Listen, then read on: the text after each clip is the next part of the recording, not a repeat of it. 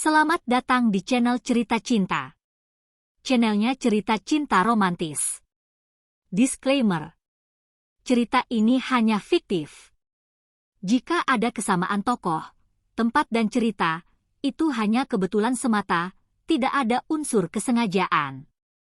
Sebelum lanjut jangan lupa like dan subscribe dulu. Janda Malam dari Desa, bagian ke-8. Aku membuka percakapan di dalam mobil.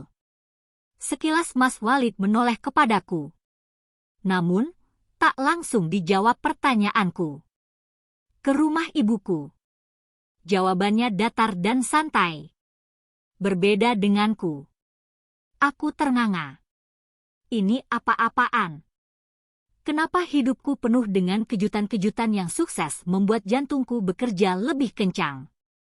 Aku jadi ingat insiden di rumah sakit. Bagaimana kalau ibu Mas Walid tahu kalau wanita yang dicari di rumah sakit itu aku? Tenang saja. Ibu nggak tahu kalau kemarin yang di rumah sakit itu kamu, Yati. Ibu sudah lama menginginkan menantu. Selama ini baru kamulah satu-satunya yang bisa membuat hatiku bergetar, lanjutnya, seakan sudah tahu isi otakku. Mendengar penjelasan Mas Walid, aku sedikit lega. Udara di dalam mobil aku raup sebanyak-banyaknya, lalu kuembuskan pelan. Maaf sebelumnya, kata Walid, Yati sudah pernah menikah, ya? Tanya seorang wanita yang dipanggil Mas Walid dengan Umi Rohmah seusai beberapa menit kami berbincang di rumah beliau. Iya, Umi.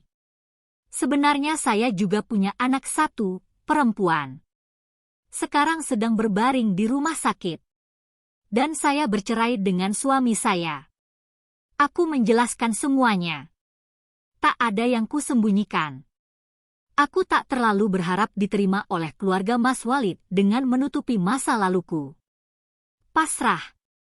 Mungkin setelah ini aku diusir dari rumah mewah ini. Anakmu sakit apa? Umi. Makanya saya dan mantan suami saya berjuang keras untuk biaya rumah sakitnya, ungkapku seraya memperhatikan wajah cantik Umi Rohmah.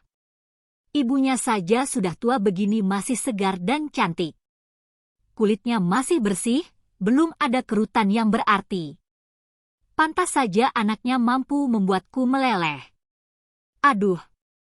Oh, begitu? Ya. Silakan diminum dulu tehnya sebelum dingin. Kemudian, Umi Rohmah pun mendahului menyesap tehnya. Beliau bercerita bahwa almarhum ayah Mas Walid adalah orang Arab, sedangkan Umi Rohmah sendiri pun blasteran Arab Indonesia. Aku pun mengangguk-angguk, menyimak semua cerita Umi Rohmah. Pantas saja Mas Walid bisa setampan itu. Akankah Mas Walid akan menjadi milikku? Duh, jangan mimpi dulu. Sekarang fokus dulu untuk kesembuhan Aisyah. Aku merutuki pergolakan otakku sendiri. Di tengah Umi Rohmah bercerita, tak sengaja tangannya menyenggol gelas tehnya. Umi tampak panik. Tenang saja, Umi. Biarkan saya yang membersihkan pecahannya. Umi tenang saja di tempat. Tanpa melihat respons Umi Rohmah. Aku lekas mencari sapu dan skop. Untung saja tadi sebelum masuk rumah ini aku sempat melihat sapu dan skop terletak di teras. Dengan cekatan aku membersihkan pecahan gelas yang sudah berserak di lantai. Umi! Tiba-tiba Mas Walid dari luar berteriak. Derap langkahnya jelas sekali terdengar menuju kami. Matanya merah. Aku sampai takut sendiri. Umi apa-apaan? Yati itu calon istri Walid. Mi bukan pembantu di sini. Kenapa Umi tega? Tanpa mendengar dan respons dari Umi Rohmah, Mas Walid segera menarik lenganku. Dia mengajakku keluar dari rumah itu. Aku masih tak menyangka hal ini terjadi. Mulutku tak bisa mengeluarkan kata-kata. Ternyata Mas Walid kalau sudah marah mengerikan sekali. Ganteng-ganteng bisa marah juga, ya. Mas. Apa sikap Mas tadi enggak berlebihan? Tidak, balasnya datar masih dengan kemudinya. Sesekali aku meliriknya, tak ada perubahan mimik wajahnya. Sejak masuk mobil tadi dia tak menolehku sedikit pun. Tampaknya amarahnya belum juga reda. Tadi itu, sudah jangan bela Umi lagi. Sudah jelas di depan mataku Umi memperlakukanmu seperti pembantu. Asal kamu tahu selama ini aku sudah cukup bersabar dengan Umi, Yati. Setelah puas dengan argumennya, tampaknya amarah Mas Walid sedikit mereda. Namun, aku masih belum berani membuka suara lagi. Kondisi seperti ini tak mungkin aku rusak dengan pertanyaan-pertanyaan yang memantik amarahnya lagi. Kamu mau makan apa? Tanya Mas Walid membuka percakapan kami. Terserah Mas saja. Ya, sudah kita makan sate Madura saja. Aku tahu tempat yang enak. Senyum Mas Walid mulai timbul. Jangan, deh, Mas. Aku memang tak begitu suka sate. Kalau dipaksa malah bisa muntah.